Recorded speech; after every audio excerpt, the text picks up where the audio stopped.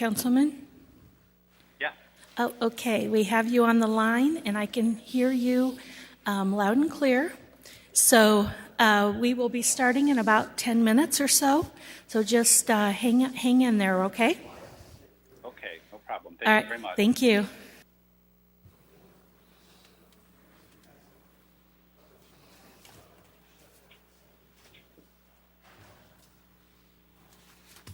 Just waiting over there, and then I'll lock the door. Okay. Do you want to try and go ahead and get their signatures on the township thingy? I've got most of the ones here already. Yes, Oh, I okay. have all the ones here. Okay.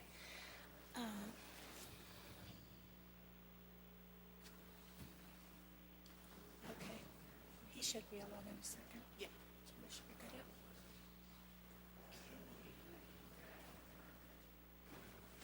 See you morning.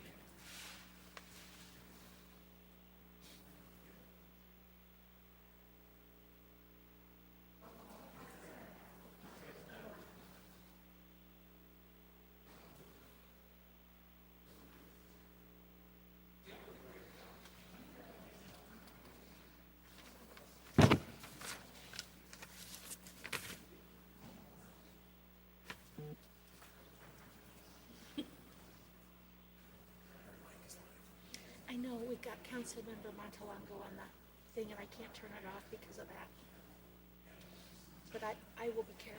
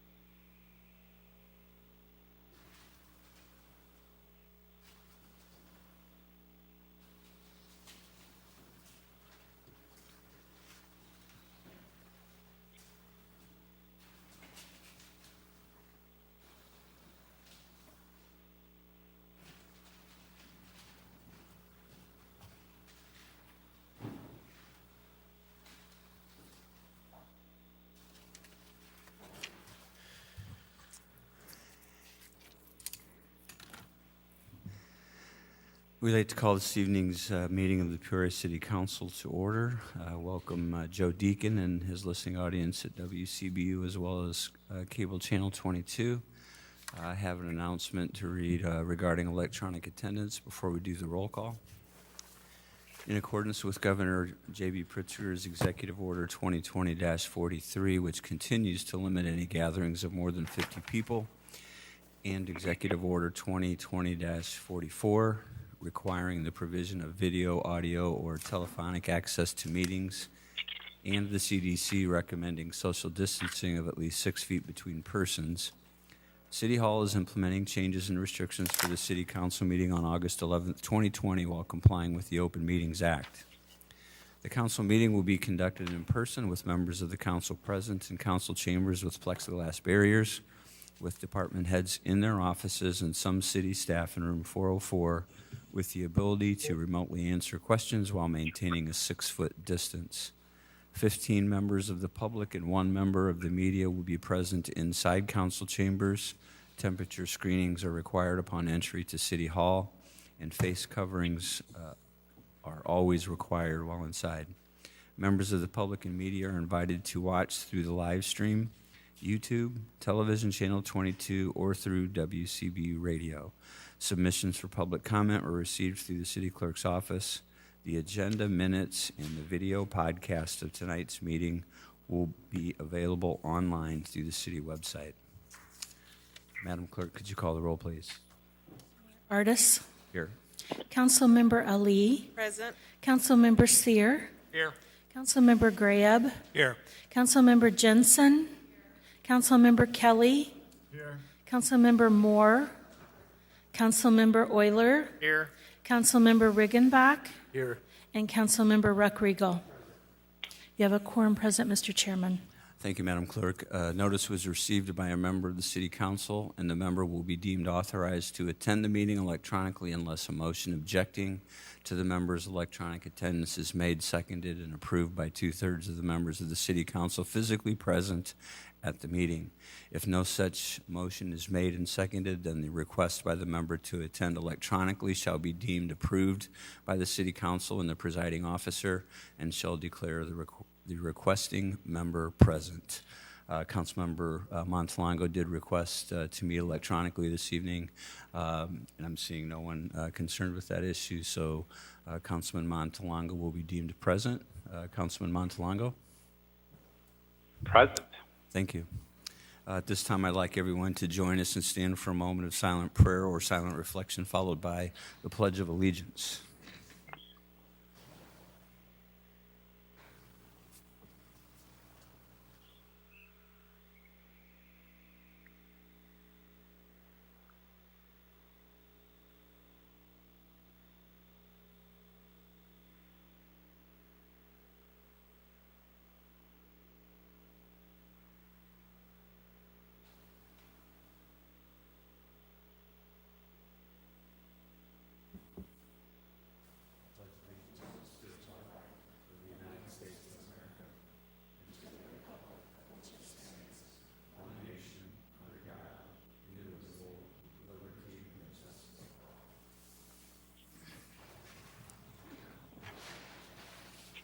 Should have mentioned it before we did the moment of silent prayer, but we did have one of our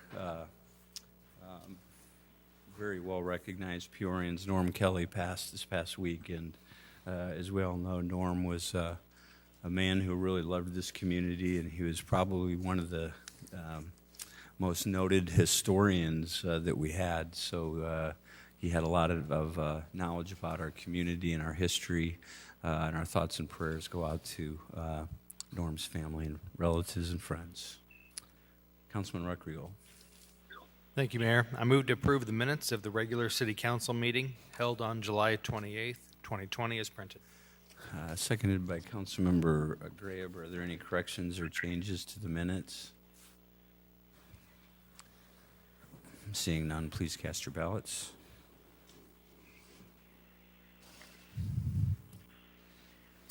Councilmember Montalongo. Yes. And that motion passes unanimously. Thank you. Madam Clerk. We have a township portion of our agenda this evening. 20-202 is a request from the town officials to approve the July 2020 actual expenditures and to approve the August 2020 anticipated expenditures for the town of the city of Peoria. Trustee Greb. Mr. Chairman, I move to approve the July 2020 actual expenditures and then to also approve the August 2020 anticipated expenditures for the town of the city of Peoria. Motion seconded by Trustee Kelly. Is there any discussion on this item? Seeing none, please cast your ballots. Trustee Montalongo? Yes. And the motion passes unanimously. Madam Clerk?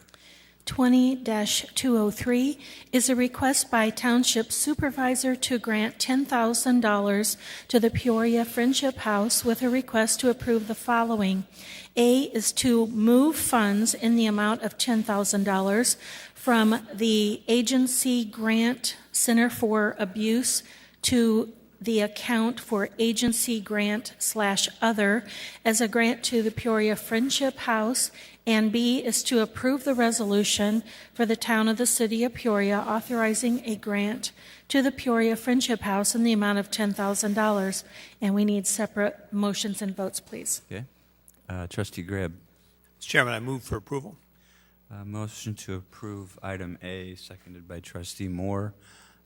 Discussion on this item, Trustee Moore?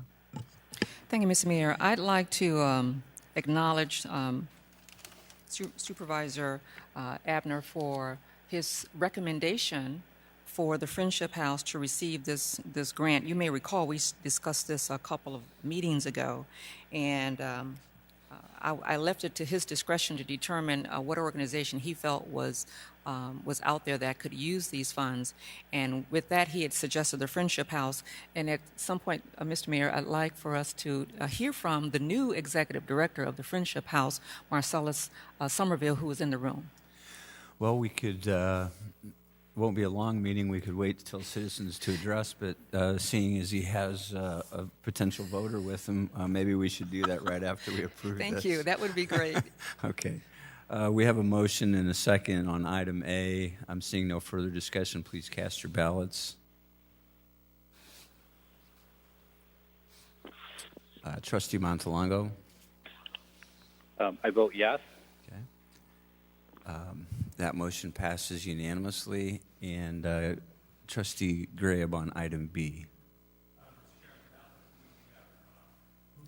Funds, as per item A, we're asking you now to approve the resolution for the town of the city of Peoria to give that grant to the Peoria Friendship House in the amount of $10,000. Okay. And that's seconded by Trustee Moore. Any discussion on this item? Seeing none, please cast your ballots. Trustee Montalongo? I vote yes. That motion passes unanimously. At this time, seeing no objection from the council, we would like to invite the new executive director, Mr. Marcellus Somerville, who is probably one Peorian that doesn't need any introduction, but we are very fortunate to have Marcellus back in our community after a very distinguished career at Bradley and then on into professional basketball. And Mr. Somerville, we were all very excited to hear that you took over the reins down at the Friendship House. Trustee Moore, I don't know if you wanted to say anything in addition to that, but we're very glad to have you here tonight, and thank you for being in the position you're in. Yes, Mr. Somerville comes with, as you indicated, with high regard in the community, someone who has spent quite a bit of time in the community, knows what is needed by the residents, especially those that he is serving at the Friendship House. We were very lucky to get him over there. I'm always saying that the Lord places people where they are needed, and he was definitely needed at the Friendship House. And so with that, I don't want to keep us longer. And did I get your title correct? Is it President and CEO or Executive Director? President and CEO. Thank you. I wanted to make sure I acknowledge that because that's important, because you are a role model to the students and the adults who come through there, and they need to see that someone who looks like you, a tall black man, can rise to the level of president and CEO of an organization and provide so many valuable services to the community. So welcome, and please provide us with a little bit of information about the need for these funds. First of all, thank you. Thank you to Township for allowing us to be a part of the award. Thank you guys for voting for the Peoria Friendship House. I can't express enough how much the people in the community need these funds, and to be able to service our pantry 3 times a week now due to these funds, and be able to help the families in need with their assistance, whether it's rental, whether it's utilities, just being able to be a resource in the North Valley for these individuals. I can't say it enough. And with my leadership and your support, I think we're going to strive and continue to excel as a resource center, hub for the community in the North Valley and Peoria in general. Thank you. Thank you very much. Madam Clerk. We are at the consent agenda. 20-204 is a communication from the City Manager and Director of Public Works with a request for the following. A is to approve the low bid of J.C. Dillon Incorporated and award a construction contract from the total bid of $380,902 with an additional contingency for a total award amount of $418,992 for the Glen and Sheridan Culvert Project. And B is to adopt an ordinance amending the City of Peoria 2020 to 2021 biennial budget relating to the Stormwater Utility Enterprise Fund to provide funding for the Glen and Sheridan Road Culvert Project in the amount of $434,546 and recognize the receipt of the property owner's share in the amount of $211,442. 20-205 is a communication from the City Manager and Director of Public Works with a request for the following. A is to reinstate the capital budget for fiscal year 2020 for the Western Avenue Improvement Adams Street to Howett Street in the amount of $2,450,000. B is to approve a local agency agreement for federal participation with IDOT to request 90% HSIP federal funding not to exceed $2,353,000 for the Western Avenue Improvement, Adams Street to Howett Street, and approve a resolution authorizing the city's estimated minimum local agency funding match of $9,369,000, subject to the approval of IDOT for the Western Avenue Improvement, Adams Street to Howett Street. And D is to approve an agreement for reimbursement of construction costs to state facilities with IDOT, the Western Avenue Improvement, Adams Street to Howett Street. And E is to approve an agreement for reimbursement of water main construction costs with Illinois American Water Company for the Western Avenue Improvement, Adams Street to Howett Street. And I want to call your attention to a handout on yellow, and on the back of it there's an asterisk by the paragraph that was changed, and it had to do with minority participation. And so that is for your, that replaces the council communication, not any of these documents that I listed. 20-206 is a request to concur with the recommendation from staff to waive the requirement for a setback encroachment agreement for property at 4709 North Sterling Avenue. And 20-207 is a request to receive and file the month ended June 30th, 2020 unaudited financial report, and that completes your consent agenda.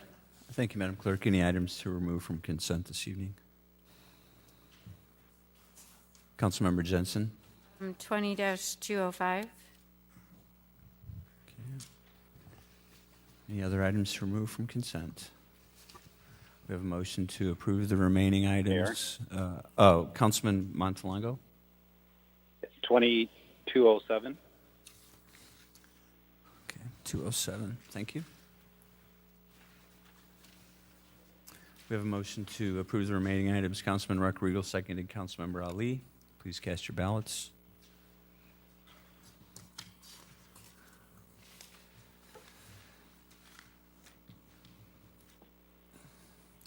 Councilmember Montalongo? I vote yes. Motion passes unanimously. Madam Clerk. 20-205 is the Western Avenue Improvement Project from Adams to Howett, and there are 5 different items to approve separately with motions and votes, please. Okay. Councilmember Jensen. Thank you, Mr. Mayor. Although I supported this project before from the outset, I do have some concerns given the deficits that we're facing right now that were unexpected due to COVID. So I don't think I'm going to be able to support this tonight, but I do have a couple of questions for the city manager. It's my understanding from the way I read this, if we approve all 5 resolutions and move forward with this project, we are obligating the city to at least $8.2 million in projected construction costs. That's our share, correct? That is correct. Maybe if I could ask Director Powers to kind of give you an overview of the project and what we're really asking for this evening with going forward with this. Okay, thank you. Can you hear me, councilors? Yes, we can. So in essence, what we are attempting to do is take advantage of a favorable letting opportunity, which will move this project in an active state into a letting that would provide for minimal spending in 2020, which you see at the baseline is about $450K, I believe. And the project actually be executed in spring of 2021 and 2022. If we were to go into next year into lettings, we would be pushing the project probably into 23 because it is a 2-year project. So in essence, we are trying to move this project in an active state to letting in November with very little spending in 20. Okay, but correct me if I'm wrong, just based on what you're saying, Director Powers, we would still have to be obligated to $8.2 million then to spend in 2021 and 2022. Over the course of the project, yes. And for now, at least for now, the length of time it is supposed to be done in 2 years. That is correct. It's a 2-year schedule.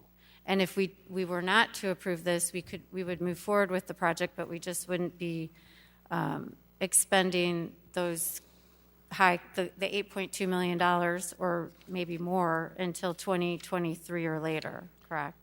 We could conceivably move into spring lettings, meaning we still could proceed next year if things changed. It just would put us on a different schedule relative to award, mobilization, getting a contract in place, and actually starting construction in 21, meaning it may start later in the year, which that would then probably push it into 23 over the course of the 2-year project. Okay, that is very helpful. So based on that, and given, I just want to also follow up with the city manager, at least as far as we know right now, we're still facing like a $31 million deficit due to COVID this year that we have to come up with funding for, correct? Really looking at that deficit, we're looking at that deficit over the next 2 years as it carries through. We had always anticipated on this capital project with the adjustments that we had made that we would start it in 2021. By moving it up, as the director said, what we're trying to do is take advantage of a bidding opportunity at the end of the year in order to start the project in the first quarter of 2021 and be ready to go with this project and hopefully get the bid, see that the bids come in favorably right now. I know that the Public Works Department is concerned that over the next couple of years we're going to see some upward pressure on our bids for road projects just because of the amount of work that's going to be being done here in the region, road work that's going to be done here in the region due to the state's capital budget. So that's one of the concerns that they've raised. The intent would be to try and get this ready to go so that really we're spending a minimal amount right now to get the project started as we move into 2021. Okay. If we were to postpone it, it doesn't sound to me from the responses from the Director of Public Works and the City Manager that we'd be losing any matching funds from IDOT or the federal government. Is that accurate?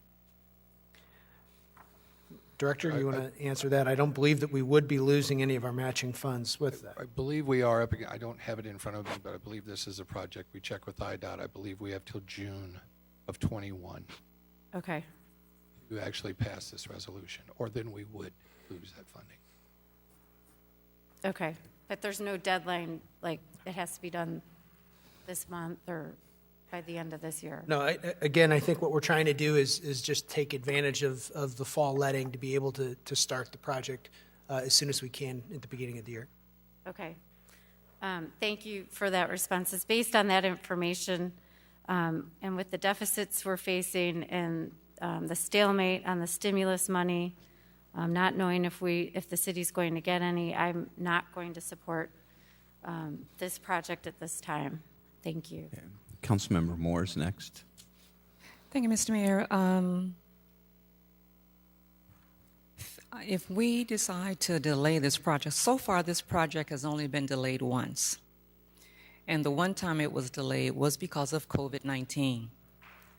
It would have been great to have got this started earlier this year like we had planned, but COVID-19 had a different idea about that.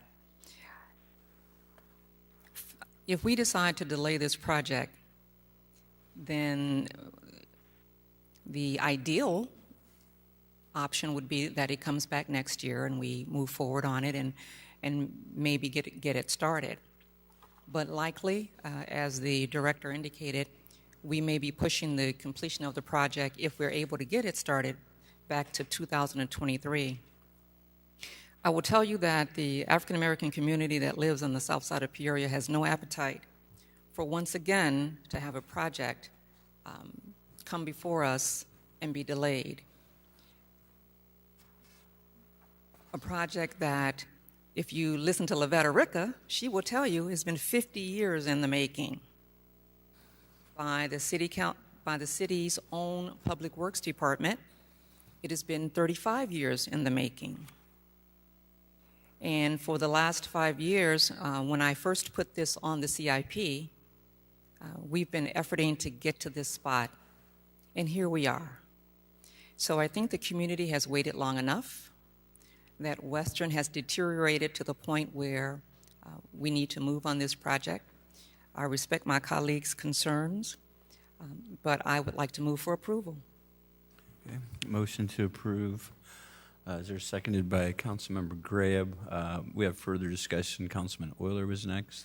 Thank you, Mr. Chairman. I think there's no doubt that this project needs to be done, but I think that we are not in the position right now to make a decision to do it. And almost 6 months now, we have been unable to balance this year's budget. The last couple of meetings, the only thing that we've talked about is things that we're going to add back into the budget, not how we're going to fix the budget that's in front of us. We have not talked about next year. We have not talked about the year after that. I understand the idea that the bulk of this would come in next year's budget, but we don't know how we're going to balance next year's budget either, let alone this year's budget that we can't come to any consensus among this group on. We still have significant operations deficits that we're facing that we need to come up with a solution for that we can't seem to resolve. So we need to figure out how we're going to balance a budget before we discuss the things that we're going to put back in it. One of the first comments that I made early in this budget process was that it concerned me taking the road projects out of the CIP. And if there were things that we were going to bond for, that I would much rather see us do that against infrastructure rather than operations. But we didn't do that then. We've let these things sit out of the budget during prime season to do it, and so putting it in going into winter season doesn't make sense to me when we haven't figured out how we're going to address the problems that we have. And I think that we need to take a step back here and figure out how we're actually going to balance a budget before we start trying to find additional places to spend money. And again, as I said, we absolutely need to do this project as well as many other road projects around this city. But we've got a duty to the citizens of this community to figure out how we're going to manage our bills. And until we can start putting some effort into doing that, I can't support putting any more of these things back in the budget. Thank you. Councilman Sear was next. Thank you, Mr. Mayor. Mr. City Manager, just a couple of questions. This $450,000, where does it come from? Well, this would, the $450,000 would come out of the state motor fuel tax funds that we have. That would be the first area we would draw those down from. How much money do we have in that account, sir? We've probably got upwards of $7 or $8 million in that account right now. Okay. I missed last meeting, but there was the Sheridan project went through. Since we've got back on the books, there was a 3% saving. Somebody from your office did a great job. Any possibilities of savings by putting this project back on the books? We can certainly go and have that conversation, but I mean, we don't have a bidder yet. In that project, we actually had a bidder. We're still at this point in time working towards going towards the letting. So, thank you, sir. Thank you, Mr. Mayor. I had Councilmember Ali next. Thank you, Mayor Artis. And Councilman Sear may have asked the same question, but I just want to verify with Director Powers. Is there any dollar savings by moving this project sooner than later, or do we just not know that yet? No, the bids would determine where we would start, and then we would negotiate from that point. Okay. The opportunity to move, and again, it's just the climate, as the manager alluded to earlier, of how bids are coming at this point higher because of the money flowing at various levels. We just believe this would be the opportune time to bid and move for a spring construction season. Okay. Thank you. And then I recall when we approved the, I think, 26 million or approximately 26 million in capital that we removed from the budget, that we had determined that there would be, even though there was a list of projects, that we wouldn't be locked in to those particular projects, from what I understand. Is that correct, Mr. Manager? No, we had specific capital projects that we were deferring. This is one of those projects that we deferred with that action. This just reestablishes it so that we can get the bidding done this year, and then we can start the project in 21. We had fully anticipated, even with the deferral of the projects that we had, Western, Sheridan, Glen Avenue, those projects would start in 2021. So we're looking at that to move this project. This is, from a cash flow perspective, we'll see, $400,000, maybe $450,000 going out the door this year. Okay. But we have to account for the full project, and that's the reason why the full $8 million is being listed here for you tonight. All right. I'm going to support the motion made by Councilwoman Moore for moving forward with this project. I think it's important that we invest in this area of the city where we have disinvested for so long. I think that waiting until 2022 or 2023 is really turning our backs on the citizens there who we've committed to move forward with this project. So putting it off another 2 years, I think, is an empty promise, and I would recommend that we move forward with this project. Thank you, Mayor. Okay, thank you. Councilmember Ruckriegel is next. Thank you, Mayor. City Manager Yurick, earlier I think we were talking about the deficit that we face, and you said, if I'm correct, that that number was over a 2-year period. Mm-hmm. And I think one of the things that I obviously would like to see, and I would agree with Councilmember Euler on this, is we need to be working on this year's budget, finishing this up, and next year's budget. However, in that number, it's really kind of a 2-year cycle, and both these budgets are going to have to go side by side. And if I'm correct from what I'm really hearing here is this, in the original discussions we've had from the spring, was to be started in 21, and we're actually getting a jump start on this project. That is correct. I know it's hard to spend dollars when we're still in this process, and I think that later on in the agenda, we're going to be talking about where we are as far as our budget process, and I think that that is a time for all of us to say, let's start down and start making those decisions. But I think also, too, this is a decision that has waited a long time. When I first came on the council, I remember a sidewalk for a school that had been, I believe, on a project list for 17 years. And sometimes projects get lost and pushed down, and valuable projects that mean a lot to our full city can get lost in the process. I think that this is one we don't want to get lost. This has been talked about for quite a while. It's important. And one of the things that you and I have talked about is the fact that I want to make sure road projects are the top priority. My first vote when I sat down around council was to make for sure that we actually put more funds towards roads. And I think also, too, you and I have had this conversation about making sure that they're on corridors of business that can actually have a return. And I think that this is one of those that we would see as well. So for those reasons, Mayor, I will be supporting this. Thank you. I had Councilman Kelly next. Thank you, Mr. Mayor. I will also be supporting this. I do have a few howevers. I do very much agree with Councilman Euler that we have avoided our responsibilities as far as our budget is concerned. We are hoping for manna from heaven. We're hoping for, all this other great stuff. And I would really, really like to get on it. But I have been advised a few times that now is not exactly the right time. And I feel as though there isn't, I'm not going to be advised that there is a right time until the last possible moment, and I don't think that's a good way to handle this. So, however, this particular project, first of all, this project is not, if we don't pass this, this project is not going to be delayed. It isn't scheduled for now. And we're going to spend some money today, not a great deal of money, to finish this project a year ahead of time.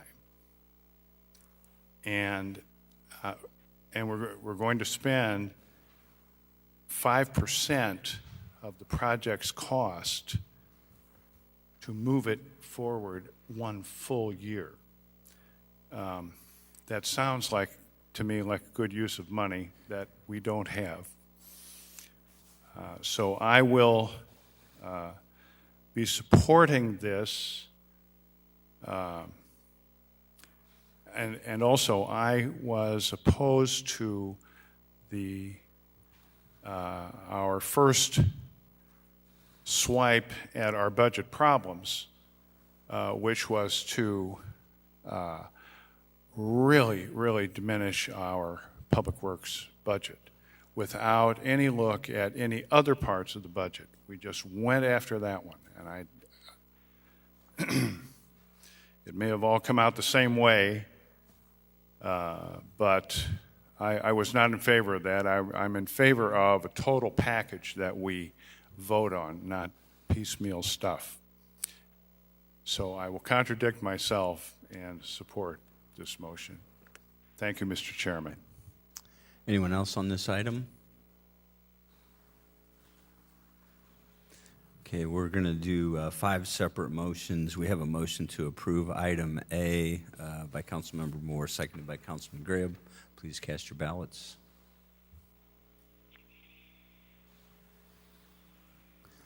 Councilmember Montalongo. I vote yes. Motion passes with 9 ayes, 2 noes, council members Jensen and Euler. On item B, Councilmember Moore. Okay, motion to approve, seconded Councilman Gribb. Discussion on item B. Seeing none, please cast your ballots. Councilmember Montalongo. I vote yes, Mayor. Thank you. That motion passes with 9 ayes, 2 noes, council members Jensen and Euler. On item C, Councilmember Moore. Motion to approve, seconded Councilman Gribb. Discussion on item C. Seeing none, please cast your ballots. Councilmember Montalongo. I vote yes. That motion passes with 9 ayes, 2 noes, council members Jensen and Euler. Item D, Councilmember Moore. Move to approve. Okay, motion to approve, seconded Councilmember Ali. Any discussion on this item? Seeing none, please cast your ballots.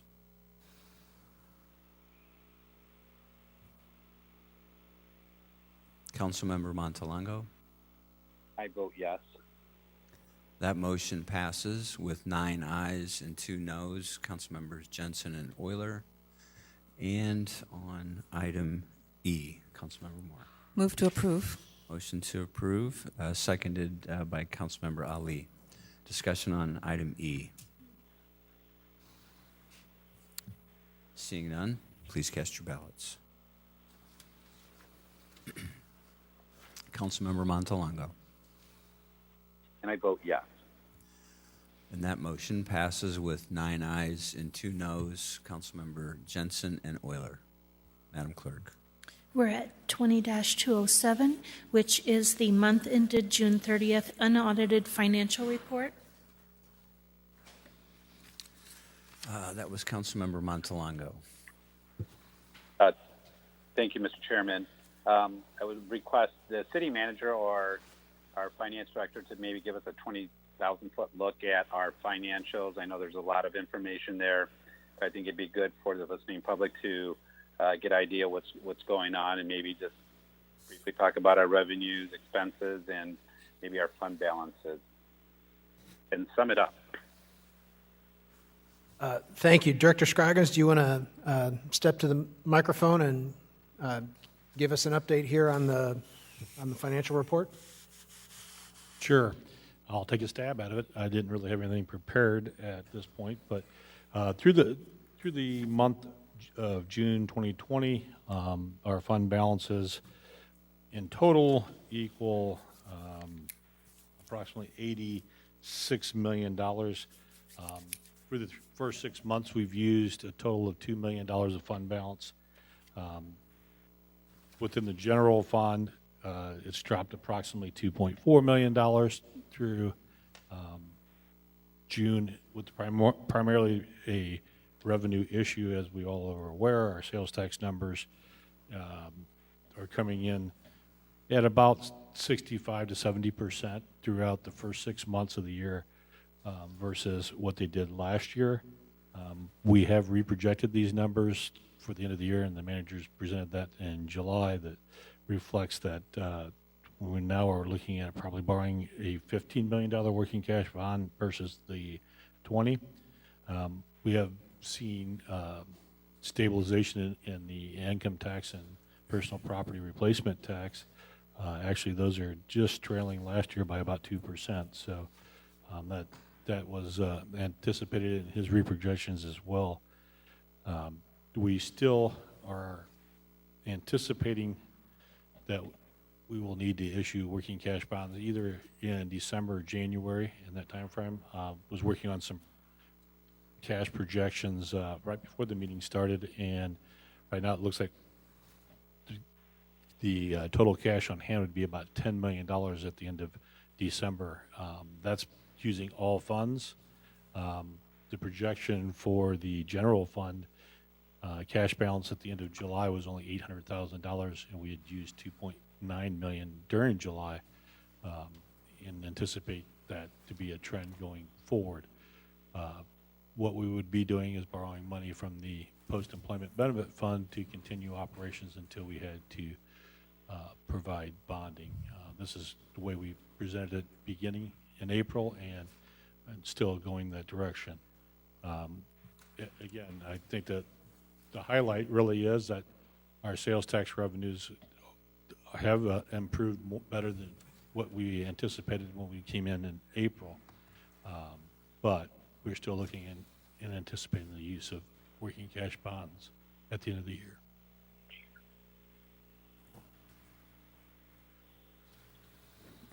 Anything to add, Mr. Manager?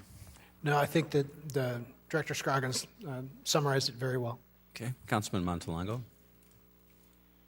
Yeah, I don't have any further questions. I'd be happy to make a motion to receive and file. We have a motion to receive and file, seconded by Councilman Ruckriegel. Additional discussion, Councilmember Jensen. Thank you, Mayor Artis. I just have a question for Director Scroggins. I know you mentioned that the sales tax revenue is better than anticipated back in April. What about, are we seeing an increase in what we anticipated real estate tax transfer funds would be? Have those increased, or are those higher than what we thought? Well, let's clarify. Are you talking about real estate transfer taxes, or are you talking about property taxes? No, I'm talking about real estate transfer taxes. Those are approximating what we budgeted, so I don't see a big change in those at this point. Okay. As it relates to property taxes, I know we had mentioned the fact that we had reduced the collection on those, and it appears that probably could come to realization, but we don't know yet. The first installments were better than anticipated in June because of the counties splitting that first payment up into two. Through our August distributions, we are about 50% of the tax collections, so the big tell will be in September when that second installment comes due, and if those people will have enough funds to make that second installment. I think a lot of individuals were using the extra unemployment to help make that, and the $1,200 stimulus check. So I don't know if that's going to be something that comes to fruition in August that would help with our September real estate tax collections. I don't know the answer to that yet.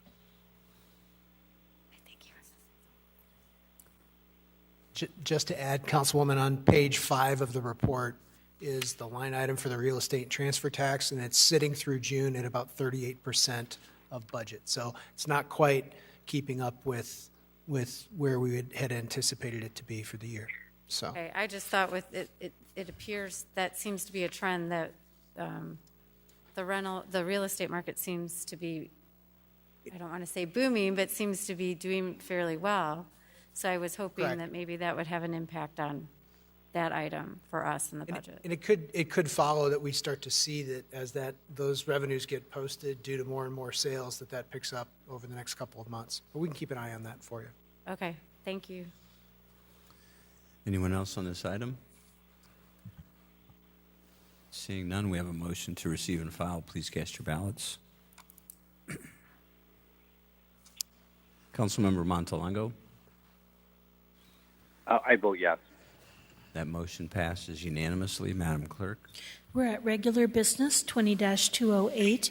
Is a request to receive and file a report back on CDBG COVID programs. Director Black?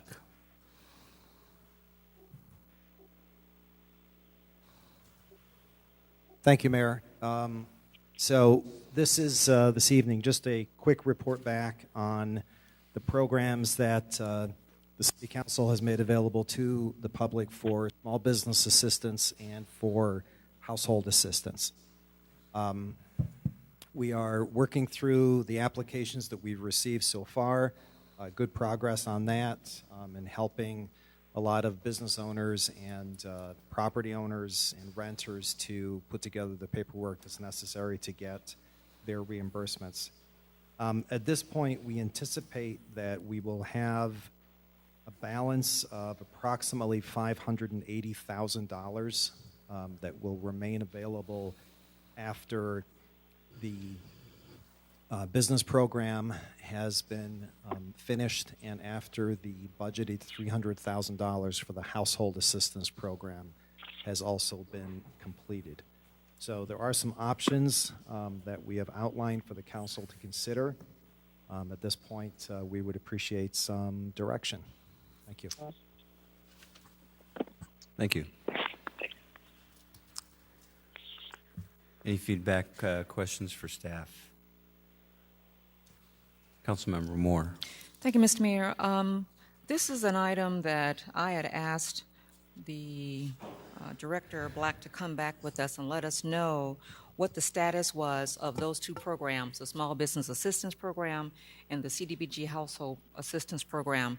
The reason I had asked that was because it had come to my attention that there was funding left over after all of the applications that were received had been in various stages of processing. And based upon their assumption that perhaps all of those might get funded, as you see on the Small Business Assistance Program, there's $481,837 left over. Now, my specific question was, as the director is asking for some direction for the rest of those funds. And the reason I asked that, if you look on the second page of the communication, I'd asked to find out what projects had we swept money from in order to combine it with what the state gave us in CDBG Small Business Assistance grants. And that's what you see on the back page. And the reason I was asking those questions is that all of our districts are in need of a lot of assistance. And when the majority of what was swept were swept from the first district, was swept from the south side. And I think we may all agree around this horseshoe that perhaps the first district is the oldest area in our city, and perhaps in the oldest area of our city, we have some of the oldest infrastructure and some of the largest need. And if we were going to sweep funds and now have some of those funds left over, I'm recommending that we redeploy, at your direction, those funds back into some of those areas. Specifically, we have a high need in the heritage districts for alley sweeps, for alley lighting, for sidewalks. And in some specific areas of the North Valley, thanks to Skip Williams, we found out some things about what's going on in parts of the North Valley. In some specific areas on the South Side, we need more cameras because we are getting dumped on like this is the place where you take things that you don't want and find a little small dark area and leave them. I'm sure if given the opportunity, Director Black or Assistant Director Doolin could provide you with a list of how much we have spent cleaning up behind people who don't think that it's any problem at all to dump on the South Side or to dump in the North Valley. And that has got to stop. I am happy to say that as a result of some cameras that you previously approved, we have been able to catch people in the North Valley doing some dumping. And I think we need to catch more people. I like to put them on the TV news since they feel like they want to be out here doing this kind of thing. And let people know who these folks are coming into the first district to do their dumping. That's unacceptable. And so as you're deliberating over where these funds, what these funds should, what should happen with these funds, maybe we don't decide that today because I think you probably would want to think about where it should go. But I would suppose those four things for sure are areas that some, if not all of these funds can be reappropriated back to those communities. Thank you. Thank you. Councilmember Ali. Thank you, Mayor Artis. I appreciate the options that are provided here. I like options. I think we need options. And but I'm not ready tonight to choose, one of the options because I think we all need more thought and deliberation. So I'm going to move that we defer this item to the next meeting. The action is, would be for a deferred? receive and file Oh, tonight. okay. So the intention was to give us this information with options, receive and file, and then get information back to staff on how we would like to allocate the funding. Okay. So would you like to make the motion I to would like to receive and move file? to receive and file. Yes, thank you. Thank you. Seconded by Councilmember Moore. Additional discussion on this item. Councilmember Jensen. Thank you, Mr. Mayor. I thank you, Councilwoman Moore, for bringing this forward. It's a good idea to look at what we've spent in other places where we could be using that money. I do have a question for some of the things that Councilwoman Moore was talking about with regards to cleaning up when they dump illegally or putting up cameras, some of those items. Which would that fall under one of these projects here that are listed? Would that be under public improvements? I know sidewalks would be Harrison sidewalks, but or would that be under the competitive grant? I can make don't know if Director Black can answer that, or Thank you, Councilwoman. So the projects that you see in this table, they no longer exist. All of these projects were swept in order to create the funds that were made available for the small business assistance, the household assistance, and the additional public service dollars that have been provided to the community. So what we're saying is that we anticipate we will have approximately $581,000 left over. One of the questions that did come in from Councilwoman Moore was, just as a reminder, where were the dollars swept from? So that's the purpose of this table. If the council decided to, excuse me, if the council decided to reallocate the funds back to a public improvement project or a public infrastructure project, then it would be a budget amendment of our federal budget, and we would have to go through that process. So I can certainly answer the questions as to what would be an eligible cost and what would not be an eligible cost, but the reality is that what the council is looking at is about $580,000 of unallocated dollars once we get through the projects in front of us. okay, thank you, Director Black. As a follow-up, then,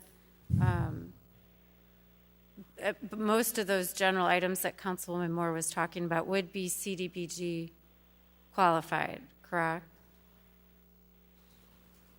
Yes, most of them would be. We can't clean up areas using CDBG funds. We could do public infrastructure, certainly. We could allocate probably a little bit more dollars to direct code enforcement delivery and to public infrastructure. Would that help with saving potentially a job or part of a job in code enforcement? Councilwoman, I would have to look at the allocation that we have right now. We have to be cautious in terms of how much of our code enforcement function we fund using CDBG dollars. Anyone paid with CDBG dollars has to work exclusively in a CDBG eligible area of the city, and there are services that they can provide and services that they can't provide. And HUD generally gets a little concerned if the majority of a code enforcement function is paid using federal funds. Okay. I guess when this comes back, if you could look into that a little bit, that might be an option that some of us might support, if that's possible. I have another question about one of the proposed options with regards to shifting at least some of the money that's remaining into the household assistance program. Are you finding, I think from the memo you presented, there's still quite a bit of demand, is that right, for further housing assistance? So, Councilwoman, we received a little more than 1,000 applications for assistance through the household program. the $300,000, if each household that applied maximized their grant, we would be able to provide assistance to 60 households, 60. So there's a significant gap between the number of households that we could provide assistance to and the demand that we have. I will say that the state just this week has rolled out a program that's very similar actually to the program that the city made available that provides assistance to both homeowners and renters that have been impacted by COVID-19. So my hope is that some of the property owners and renters that will not be able to access the city program will be able to access the state program, and we have been making this information available to the applicants that have contacted us and to the community in general. Okay, thank you. I guess if you're looking for direction, I commend Councilwoman Moore and support some of maybe shifting some of the money back to needs on the south side, but I'd also maybe like to see a combination of using some of that excess money to supplement the demand that's there for the housing assistance. Maybe not all of it, but perhaps splitting some of that up so that we can meet some of those demands as well. Thank you. Okay. Councilman Regenbach next. Thank you, Mr. Mayor. Mr. Chairman. I think this is a good discussion, and I'm glad to see these numbers and exactly what we've spent so far and what the demand has been. And I agree with Councilwoman Ali that it's probably a little premature to talk about reallocating anything until we get a better handle on what the need is going to be in all areas. But clearly with one of the items being the competitive grant for the East Bluff, I have to speak up on that one. And just as a reminder, it's got the year 2018 attached to it, which means those funds were available last year in 2019.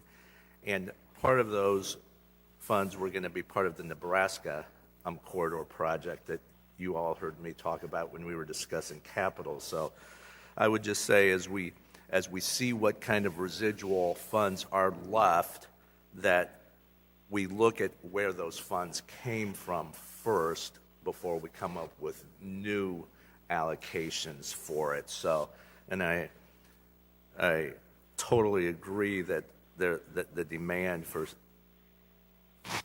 existing funds and the existing programs is probably underreported, if you will. So let's make sure we see what we have. But then I would just respectfully ask that we look at replenishing the funds, the pools that the money was taken from before we go any further.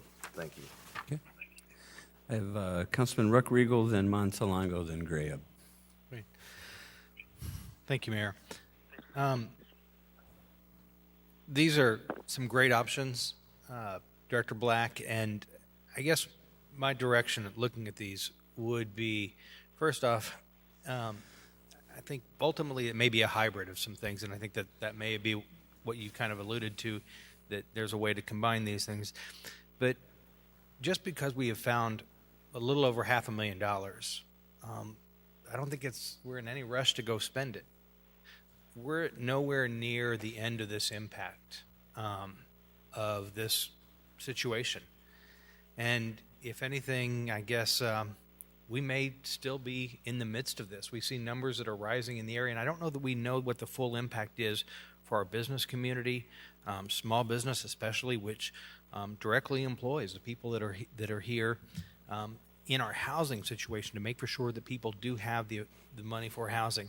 And I think that there's going to be a lot of moving pieces to this. We mentioned the state program that just came out not too long ago. We're waiting for a federal piece. And I think that we've got to know all the facts on the table to where we can best utilize these dollars. All of these priorities are good, and I don't think that there's anything on here that isn't a great priority.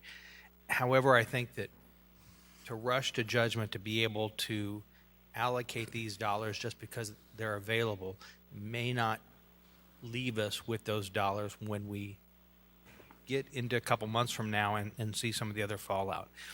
Businesses that may not have applied may have a different situation in a couple of months. We've heard of some possible phasing back. What does that do to business? With housing costs, there will be a time when we need to make sure that those funds are available for maybe a second round of housing here as well. So I would push that we don't go and automatically spend the dollars because we have the money in the checkbook. Let's think rationally, timely about this, and let's make sure that this is can be best utilized in knowledge of all of the other programs that are going to be coming out, that are out already. Let's not assume that we know where this situation ends at this time. So I look forward to a hybrid of this coming back, but I also think that we need to delay a 2-week or a 4-week decision. We can't even come up with a budget yet here because we're still waiting to know some of the information, much less deciding how we should spend some additional very important dollars that in all of these processes go back in one way or another to our constituents. Thanks. Councilmember Montalongo. Thank you, Mr. Chairman. I really enjoyed hearing all the conversation tonight from my colleagues. I would just like to add to our discussion here. We recently just heard from our finance director, sales taxes are up from where we thought they were going to be. And I believe it's because of programs that from our federal, state, and our local programs that have helped our businesses. And I think we have to remember when our businesses hire people, people have jobs, and those jobs produce paychecks to feed families, pay rent, and other things. So I'm for, I think we did the right thing and got a lot of money quickly out to businesses, and that's what they need to survive right now. I think it's important that we take a look at the additional businesses. I think we have, I'm trying to read this here at the same time. We have a number of businesses that haven't qualified yet. Let's figure out what we need to do to get them the grants that they need, and let's help them because it's going to help our community and help people. I think that's the wise way to spend the money right now. And hopefully we have some, I mean, it's going back into our economy. It's going back to our local people. I think this is a very wise assistance program. The Small Business Assistance Program is very good to them, and it's demonstrated that as well. So I'm for moving this forward as soon as we can. Thank you. Okay. Ed, Councilman Graham next. Well, I think Councilor Montalongo just hit the ball out of the park.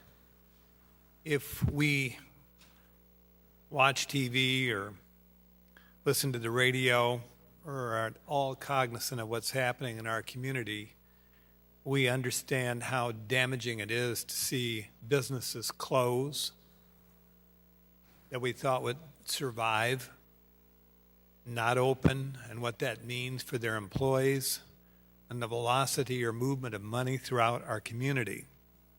I think the last thing we want to do is to sweep these funds into any one particular corner, economic corner of our community when we know that our businesses are failing.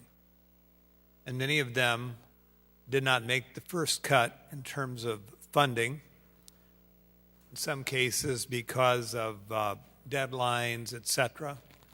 So I think the best bang for the buck has to be keeping people employed in this community and seeing the money, the dollars circulate throughout the community. And that's another reason why no one should be guilt-stricken when we fund infrastructure projects that put people to work. They can afford to feed their families and keep our economy going. And very honestly, my friends on the council, if our economy is not kept liquid, we're going to have a depression. And I would hope that the people who are deliberating or sitting on their thumbs in Washington, D.C. would realize that the failure to act will have a huge impact on every city and every state and every household in the United States of America. And it's rather sad to note on the news that of the Senate, Mitch McConnell, doesn't quite know what to do because his own party is split on what this next package is going to look like. So we're sitting here in Peoria, Illinois, largely impacted by the almost Shakespearean paralysis in Washington, D.C., which is serving none of our constituents in a positive way and actually damaging all of us. And I think Councilor Ruckriegel tonight pointed out that there are many moving parts. And I would encourage us to be patient because, we all know that an election is around the corner. And Congress is going to have to get off its haunches. It's going to be later rather than sooner, unfortunately for my constituents, our constituents. And all of this going on in the midst of a pandemic, a national emergency. Where are these people we elected? Now, if we're worried about employment, and I'm going to wrap it up, let's think about what happens if we have massive layoffs of teachers, police officers, firefighters, code enforcers, all across this country. What's that going to do to our economy? I keep coming back to what our Fed chief has said from the beginning, and probably the average person wouldn't even know who he is, but repeatedly he has stated the economy must be kept liquid. And we must get away from the idea that we are somehow freeloading when we get money back from the federal government to keep our economy from going into a depression. Ladies and gentlemen, my constituents, I don't know what it's like in the other 4 districts, but I think I know if I asked each of the district council people. Our constituents, all of our constituents in the city of Peoria have been paying federal taxes for years. Years. Some of our seniors who are in their 90s have been paying for years. We're in the midst of a national emergency. Now we're going to get guilty because we're going to get some money back that's going to keep our cities and states afloat? Please do not move precipitously. I believe in the month of September, there will have to be a resolution. Thank you, Mayor. Okay. Councilmember Moore. Thank you, Mr. Mayor. I just want to bring everyone's awareness as you're thinking about your suggestions. Option 1 indicated the CDBG Advisory Commission recommended holding 100,000 of the 3,000 they were allocated because of some of the things you all just said. We understand, and this commission understood that there may be greater needs as the winter comes on, and folks may want to come back because they need some additional assistance. So as you're deliberating on where you think these dollars should go, you may have heard me mention 481,000 versus 581,000 because I would ask that you allow the CDBG Public Service Commission program, the CDBG Advisory Commission to hold on to that 100,000 under their purview for the same reason that they gave out the first 200,000. Thank you. Thank you. I'm seeing no further lights. I would like to thank the director for the report. I'd like to thank Councilwoman Moore for having him bring this back. If you'll notice in the 4 options, that were given to us for consideration, those were all options that were discussed tonight about where to put it. So the staff did a pretty good job of trying to look through that and say these are the potential options. Now it's just a matter of determining how much goes from each one of those pockets. So thank you to Director Block and his team for that. We have a motion to receive and file in a second. Seeing no further lights, please cast your ballots. Councilman Montalongo? I vote yes. And the motion passes unanimously. Madam Clerk. 20-209 is a communication from the Mayor and Corporation Council requesting approval of the declaration of local state of emergency. Councilman Riggenbach. Thank you, Mr. Mayor. I move for the approval as presented. Motion to approve, seconded. Councilmember Jensen. Discussion on this item. Councilman Greb. Mr. Chairman, the Peoria Historical Society sent out a newsletter recently. Very able Executive Director Colleen Johnson had a segment in the release detailing what it was like in Peoria in 1918 during the horrific Spanish flu pandemic, which affected our country back then, indeed our entire world, most of our world as we know it today.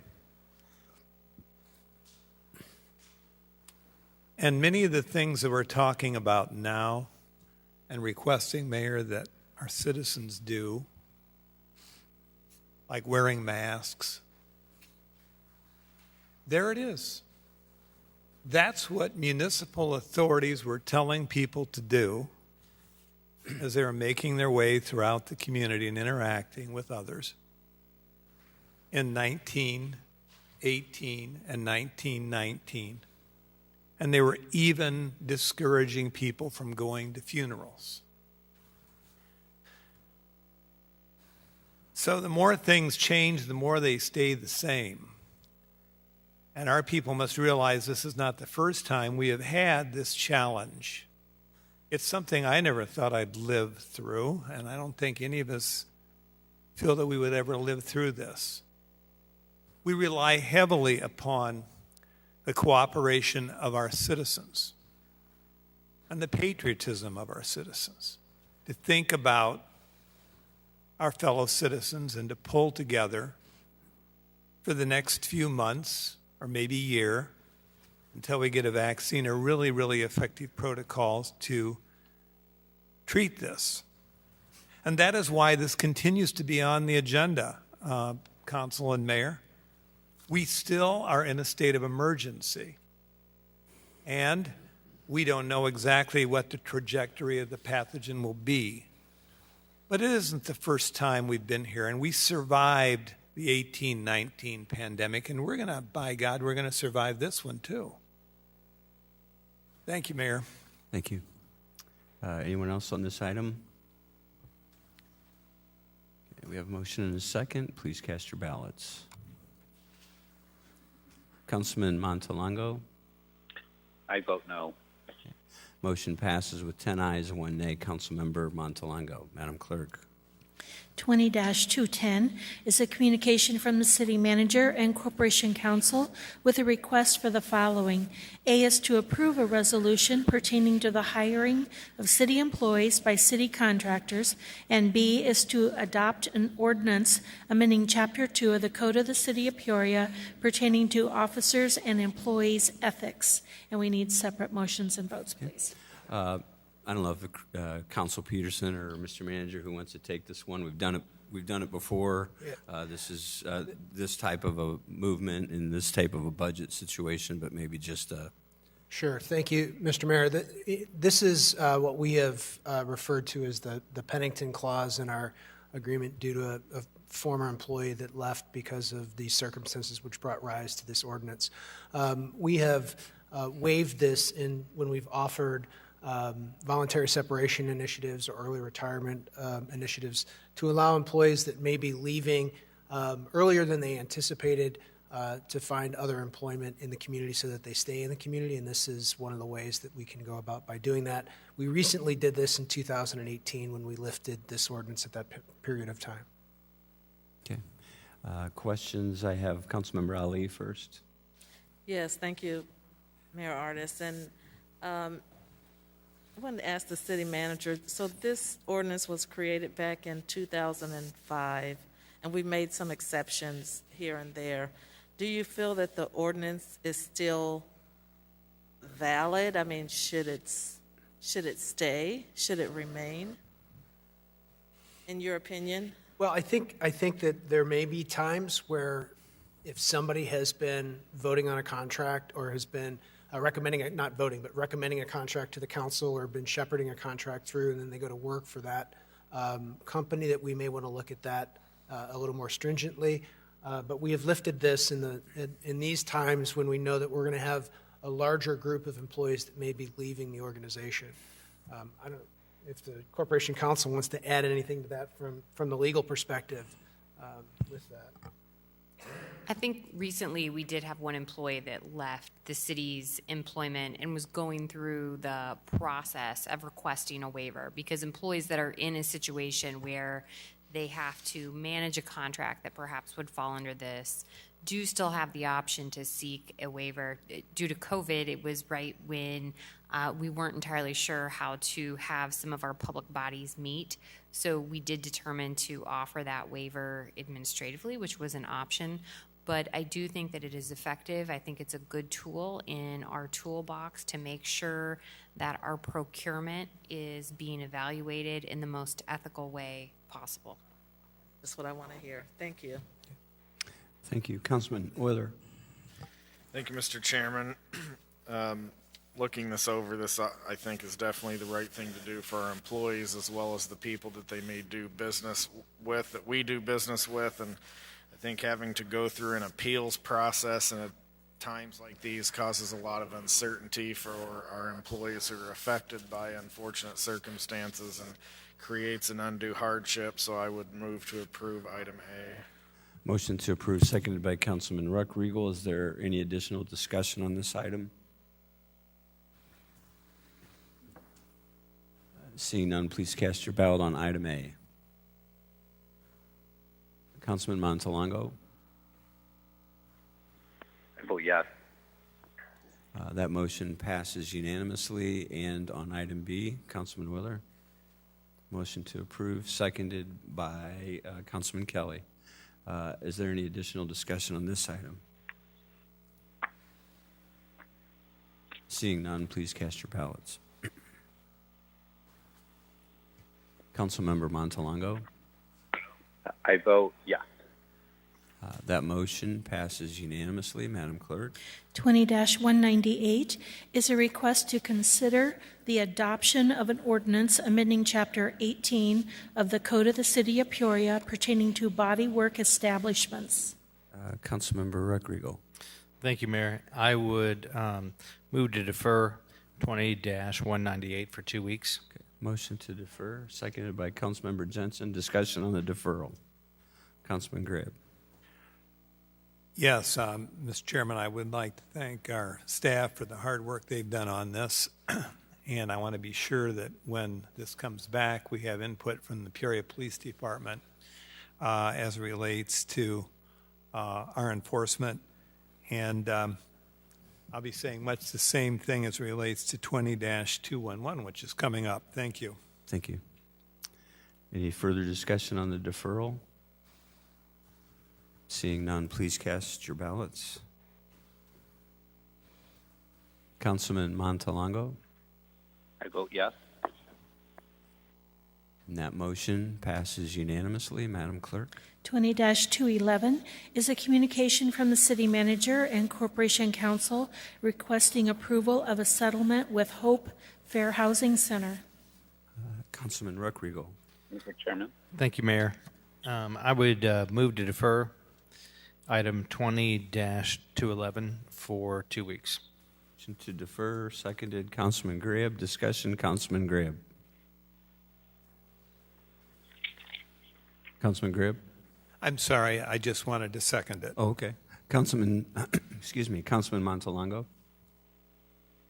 I was on the wrong item, so omit that. Okay. We have a motion and a second to defer. Seeing no further discussion, please cast your ballots. Councilman Montalongo. I vote yes. The motion passes unanimously. Madam Clerk. We're at unfinished business. 20-182 is a recommendation from the Planning and Zoning Commission, the Construction Commission, and staff to adopt an ordinance amending Appendix A, the Unified Development Code, relating to short-term rental options. Director Black. Mr. Chairman. Councilman Montalongo. Okay, I was going to ask for I have some questions for Director Black, but if he's going to speak first, okay. Please. Yeah, Director Black, we're just going to get a summary and then we'll go to questions, and Councilmember Montalongo will be first. Thank you, Mayor. So this is the slimmed down, streamlined version of the short-term rental or the proposed short-term rental ordinance. Let me start with what the commonalities are between the two options before you this evening. In terms of the license requirement, both options would require that short-term rentals receive a license from the city of Peoria in the same way that hotel and motels receive licenses. In addition to that, the annual license fee would increase from the current $25 to $75 starting in 2021. So that would align the licensing requirements for short-term rentals and for hotels. In terms of tax payments, again, option 1 and option 2 are identical, that short-term rentals would have to pay the hotel tax at the same rate that hotels and motels pay currently. The difference is that short-term rentals would only remit the taxes annually at the beginning of the year when they register, and we would use their state tax filing paperwork to determine what the amount is that is owed to the city.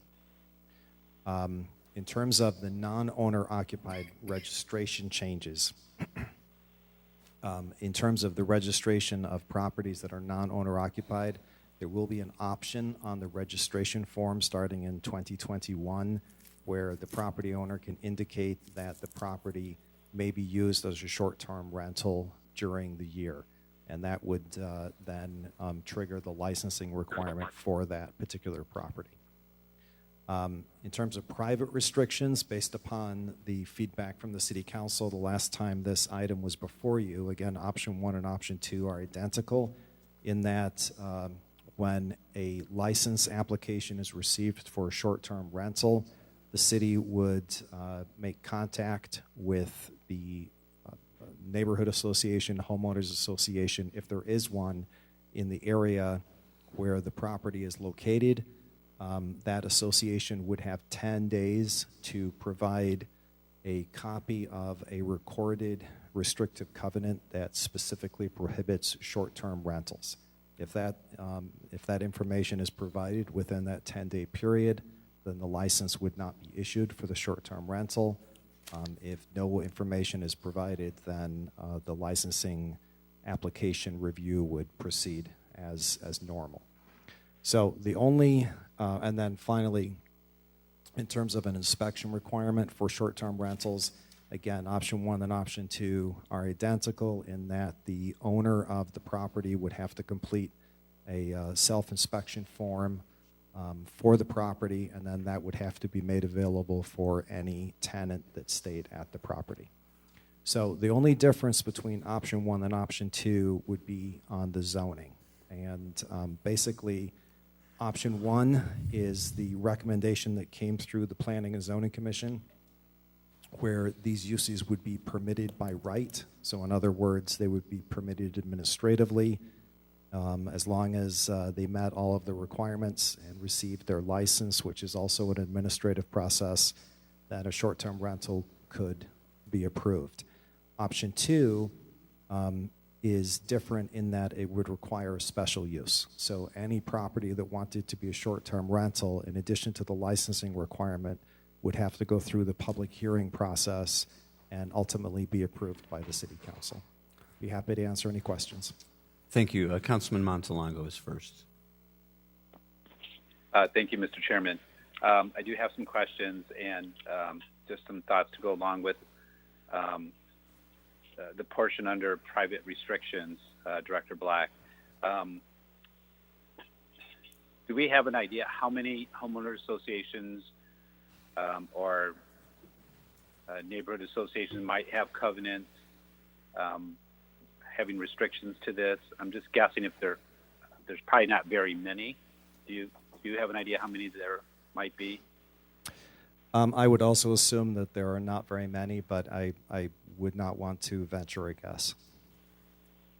Well, first of all, I think you did excellent work on all this.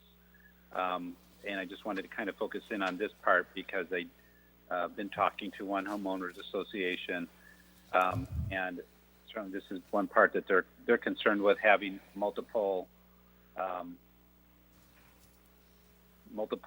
issues coming up where they're having to battle them legally, and just an ongoing thing that's, wasting money for these homeowners associations or neighborhood associations. Can we adopt and kind of vet this first, who are the homeowners associations that have this in their covenants? Instead of giving this 10 days to provide that information, it's something that we could put into our having a list of these homeowners associations that are restricted, so that way people know ahead of time, and then it could probably just prevent this whole situation from happening. I would prefer making that little bit of a change to it, and I'm pretty much good with the rest. It's just that part there that I think we need to have a list so those who are coming to apply can see that this particular area or neighborhood or homeowner association, it's in their covenants, and don't allow it. It probably just stop this whole process of beginning to have to go through this legal challenge, et cetera. So I guess that's a question for you, Director Black. Can we just adopt a homeowners association, neighborhood association list, and they've already provided their information to you, and it's a box that we can check and can provide that to whoever wants to come for a license?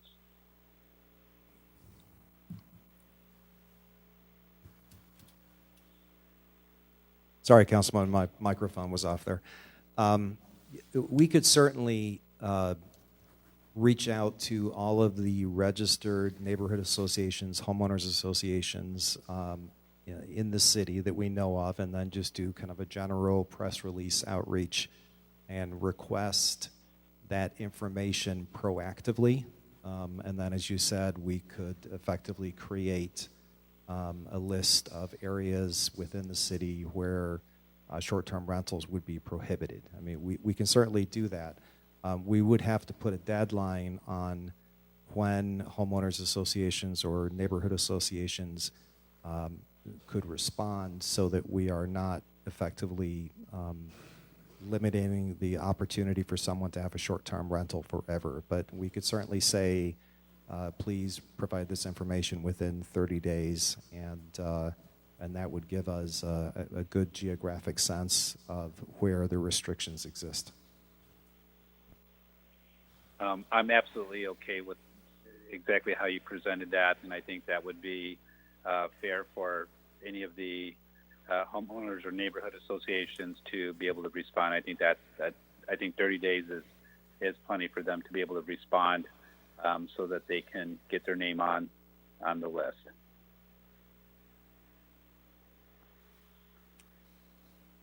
No further questions at this point. I'm not sure if we need to defer this or have this added in.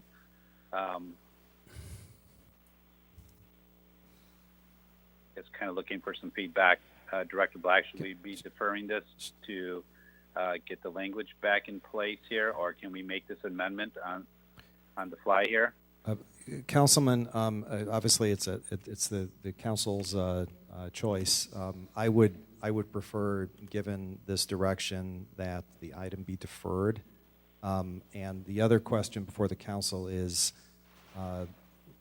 with the 30-day outreach and then prior notice of areas that do have these restrictions, would the council still want a special use process for the approval of short-term rentals or a permitted use?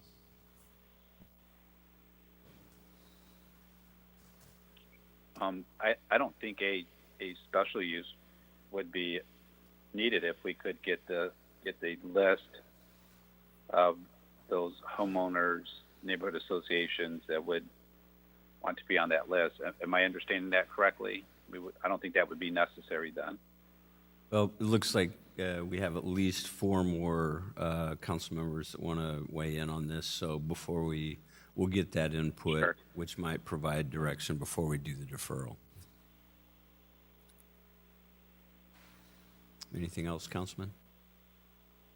No, thank you. Okay, thank you. We had Councilmember Jensen next. Thank you, Mr. Mayor. And thank you, Director Black, for bringing back this modified recommendation.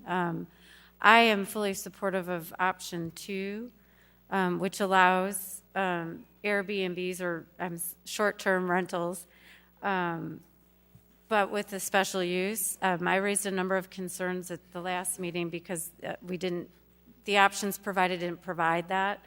I think especially for neighborhoods like the one I live in, and I think a number of other council people around this horseshoe, we don't have a homeowners association, we have a residential association. So under option 1, we wouldn't be able to protect ourselves to make sure that it's the right fit for the neighborhood. I know this issue and concerns from neighbors and residents in the 2nd District have arisen over the last year with potential short-term rentals, as well as in Councilman Montalongo's district in a specific neighborhood that maybe does have a homeowners association. But the older neighborhoods don't necessarily have homeowners associations, so I support option 1 and am ready to make a motion to approve option 1, but I will wait to hear what other council people around the horseshoe have to say. Thank you. Okay. I had Councilman Kelly next. Oh, I'm sorry, I meant option 2. I apologize. Okay, Councilman Kelly. Thank you, Mr. Chairman.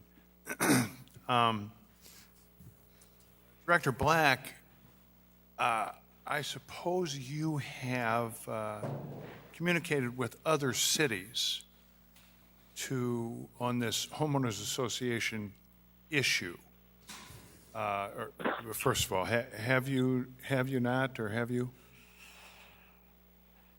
Councilman, we have, yes, we have looked at ordinances for multiple cities, and we have talked with multiple cities also.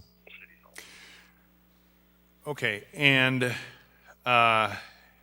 in cities where they view this as successful, as a successful ordinance and it's successful for the neighborhoods, et cetera, is one of our 2 options most reflective of those cities' ordinances? Councilman, I would say that success is dependent upon the situation that particular city is in. There are a lot of cities that have more relaxed regulations that have very much a tourist economy, and therefore it is in their best interest to have people come in and stay in hotels or condominiums or townhouses on a short-term rental basis, because that's a huge part of their economy. There are other communities that are not such of a tourist economy, and generally speaking, their restrictions, they will have more stringent restrictions. So it really is all over the map in terms of the different level of restrictions, the different level of application processing, and it really is dependent upon what that individual community feels is appropriate for them. I don't think there's any one perfect ordinance. Thank you, Director Black. My own and Corporation Counsel, perhaps you can help me with this question.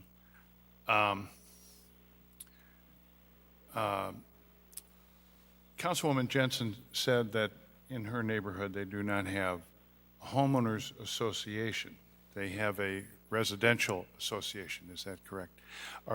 Is there a legal difference between those two items?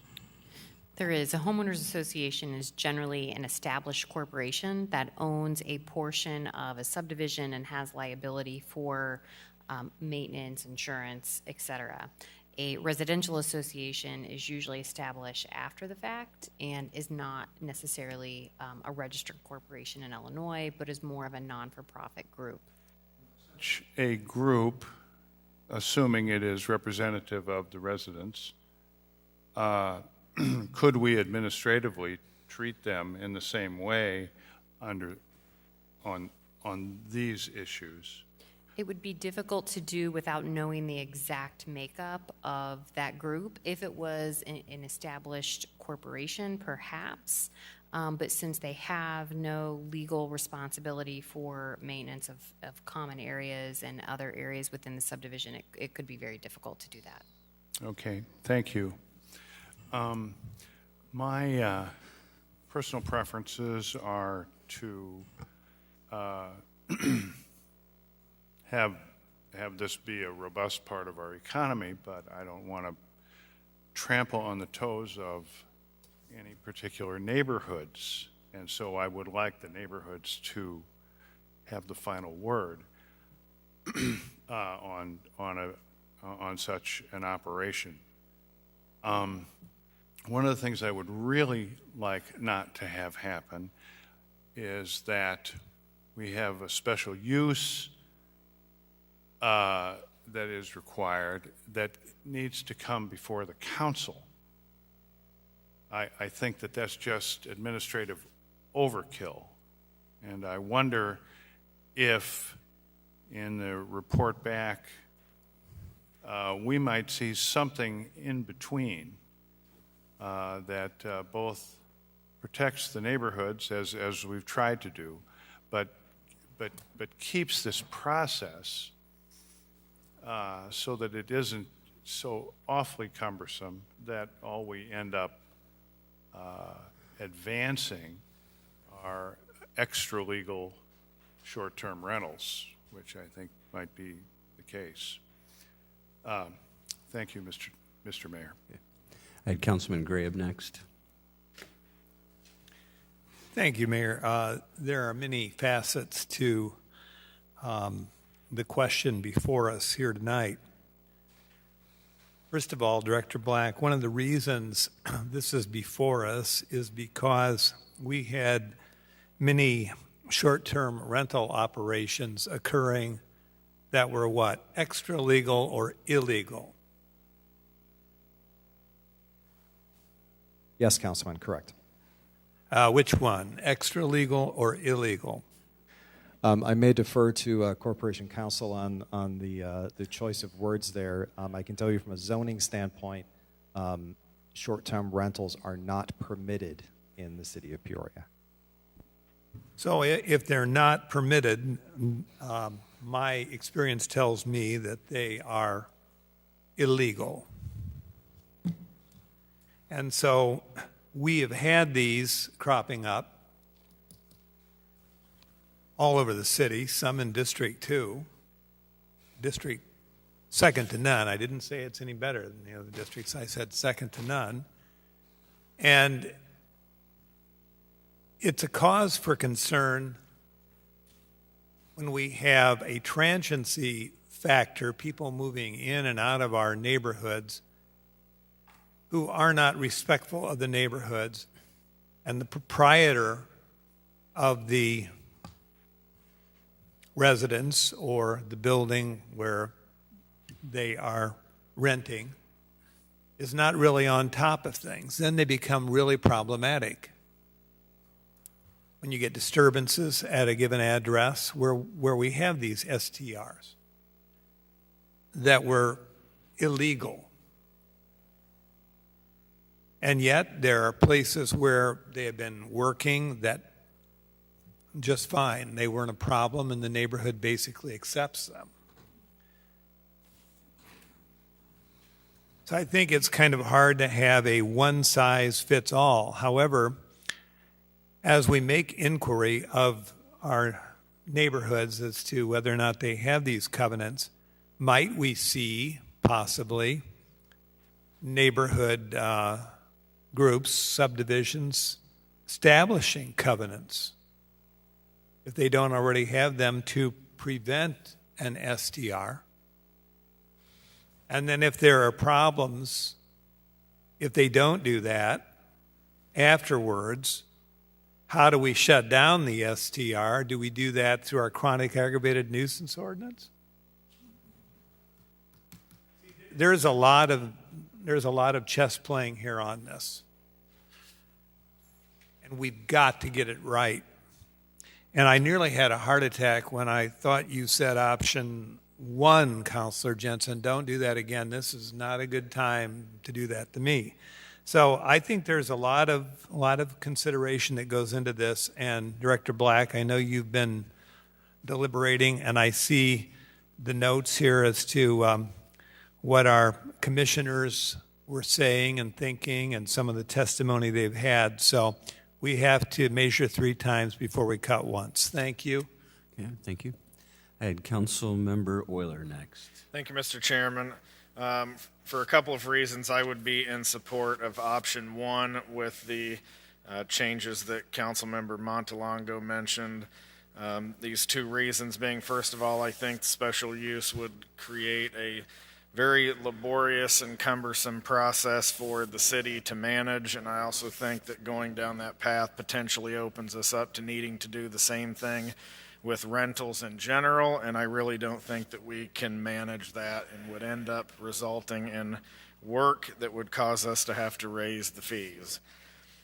Second thing, when it comes to, it says right there in the statement, permitted by right, this is part of a person's private property rights, and then conferring with members of the Peoria Association of Realtors, their preference is the business of protecting private property rights, and they would prefer to see us go with option 1 that allows homeowners to be able to make decisions with how they manage their properties accordingly. And I'm sure if they had their druthers, we would make this allowable, but not have any of these other payments and restrictions and those things. But I think those are necessary to manage this process, and that in itself is probably a middle ground here. So I would be in support of option 1. Thank you.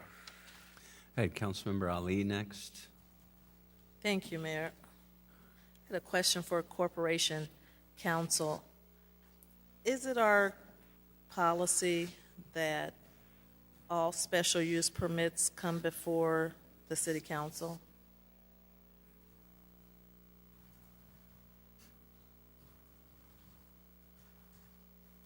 Councilwoman, if I could perhaps answer that question.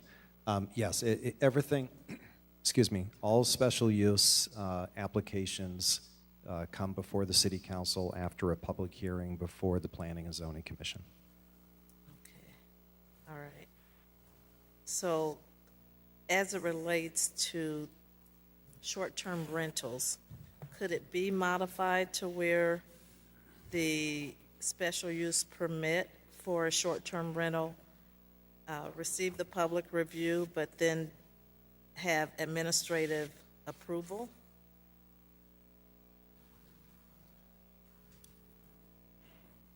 Woman, we could certainly bring back an ordinance that achieves that. It would not be a special use. Many years ago, there were things called uses with approval that were approved at the commission level. So the application would go to the equivalent of the Planning and Zoning Commission, and they would have the final decision on the approval. So we certainly can bring back an option that that creates a third way, if you will. I think I'd like to see that third option. I think we need to cut down on the bureaucracy. I agree with that.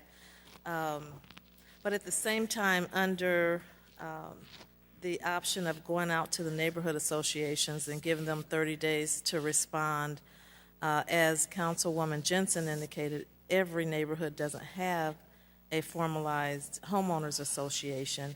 And then the ones that do, I mean, they would have to show some evidence that it's in their covenant that short-term rentals are not permitted. So that would be, I think, some additional delay. We're waiting on paperwork, we're waiting on evidence.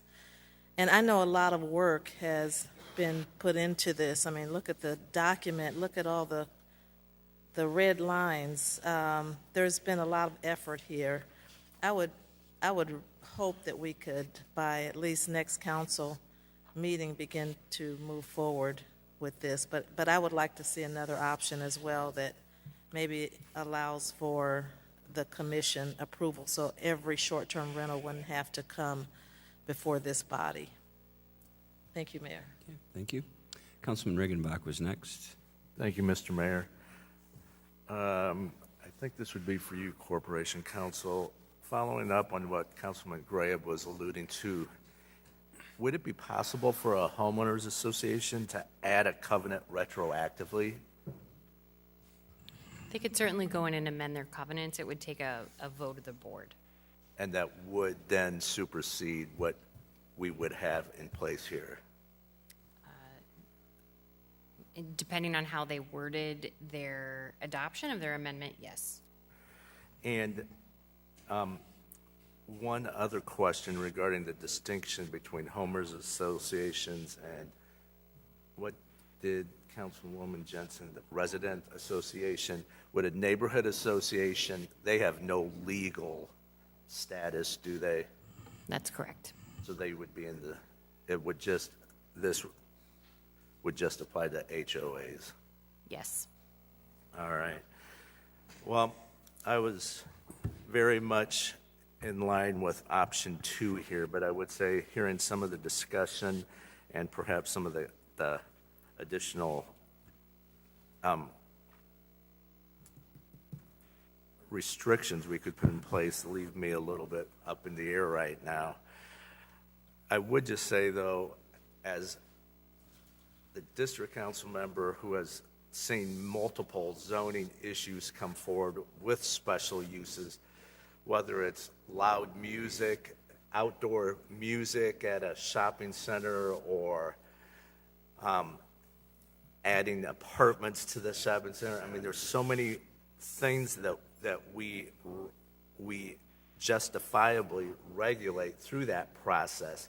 It would be hard for me to see this go without that additional oversight, because this would be essentially opening a business in a residential neighborhood. So, yeah, I think a deferral, unfortunately, is probably our best bet here to get a little clarification on some of these things. And if there is a third way, I'm not sure if we already had gone down that path, but I'm open to making sure we get this right rather than having to come back and revisit it down the road. So, thank you. Okay. Councilmember Jensen? Thank you, Mr. Mayor. I just wanted to make a couple of comments on additional issues and comments that have been made. A special use process is not cumbersome. I mean, the whole purpose of a special use is to protect residents and neighborhoods, and we have a number of things that come to us through the special use. That's the purpose of it, is to protect neighborhoods and to make sure that we have some oversight. And I think with regards to short-term rentals, that oversight is necessary to protect our neighborhoods, especially our older neighborhoods. So I am fully in support of option 2. I guess for just to go into this issue a little bit more, I'd like Director Black, if you could, for some of maybe the newer people on the council, talk about all the different things that we have special uses for that do come to the council. Could you talk about that real quickly or go through them? Councilwoman, I think I can give a kind of a brief summary. I mean, a special use in any zoning district is a use that is associated with the permitted uses in that district, but is somehow a little bit more intense and therefore requires additional public scrutiny. An example would be in a residential district, schools, park facilities, places of worship are all special uses because they work well in residential areas, but they're not the same as a residential property. In commercial districts, you may have situations where a particular use that is, and I'm blanking on one right now, but a use that is somehow more intensive. Perhaps it is a gas station in one of our smaller commercial districts, and therefore there's a lot of vehicular traffic back and forth. That would be a special use. In the industrial districts, once you get into very heavy industrial uses, some of those would be special uses, slaughterhouses, rendering plants, things like that. And the advantage of the special use beyond the public review is it allows the council to condition the use. So there are specific conditions that the council can place upon that specific location and that specific use. And the council also has the ability to waive regulations that would otherwise prohibit that use in that particular location. Thank you, Director Black. And I just have one more point to make, because questions have been raised about a homeowners association versus residential associations. In some neighborhoods, especially in older neighborhoods, we do have residential or neighborhood associations, but they're voluntary. And not everyone that owns property is a member or part of that association. So you really can't leave it up to those groups either. And they don't have the ability, they don't enforce covenants or rules. They actually go to the city and ask the city to enforce ordinances and regulations and rules to protect them. So that's why just going with option 1 does not protect older neighborhoods that do not have homeowners associations. Thank you. Councilman Willard, did you withdraw that? Or? Yeah. Okay. I had Councilman Kelly next. Thank you, Mr. Mayor. First of all, Mr. Mayor, we're not talking about deferral yet. Okay. I'd just like to relate a story. Many, many, many years ago, I was on something called the Downtown Redevelopment Commission. And this this individual showed up and asked if he could set up a push cart in downtown Peoria at lunchtime. And the city staff was very much against this. They thought this seemed a little cheap or dirty or something. And many members of the commission felt the same way. This was, this is not what we want. We don't want all that kind of stuff going on, on our streets. And I was rather impassioned in my defense of this. I said, look, if this is not a good idea, the public will not support it. If the public likes it, then we ought to do it. I kind of feel the same way about short-term rentals. We really don't know. We don't know what it's going to come out like. If it's really a disaster, we can change the rules. And we'll have to pay the price here or there, I guess. It seems to me that the neighborhoods that are being discussed are wonderful places for short-term rentals. But we fear the devil we don't know rather than the one we do. I'd ask us to consider taking a chance. If it doesn't work out, we won't have lost very much, and we can go the other way. But if it does work out, it could be a really nice thing for our city. So, thank you, Mr. Mayor. Okay, thank you. Anyone else on this item before we go for a deferral? I'm seeing no lights. Motion for a 2-week deferral, Councilman Euler, seconded Councilmember Ali. Please cast your ballots.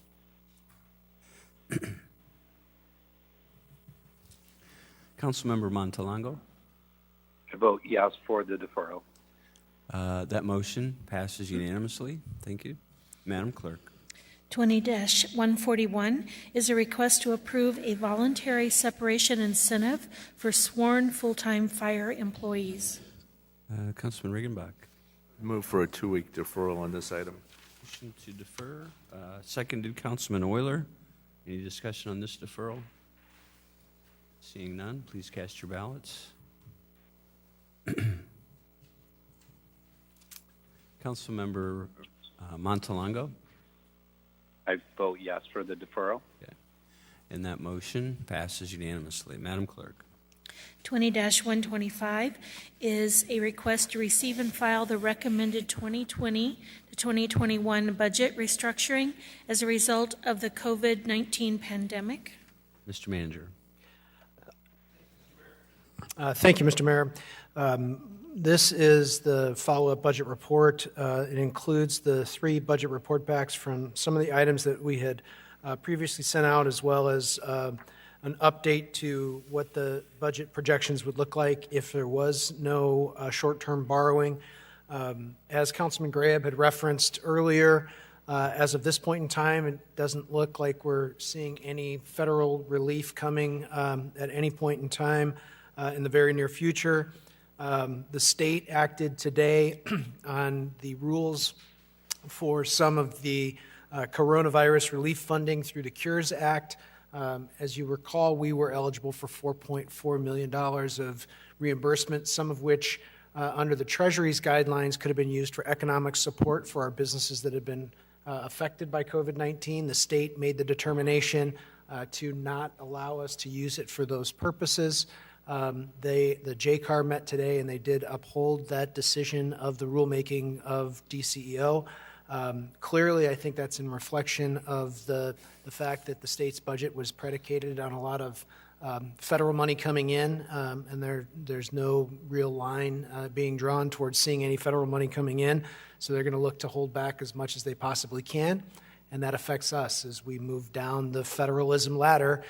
We're the ones that will be affected by that. There are the report backs that are here.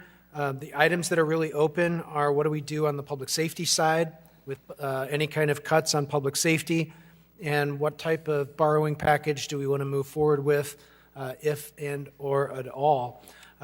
Those are the items that we would have to come back with.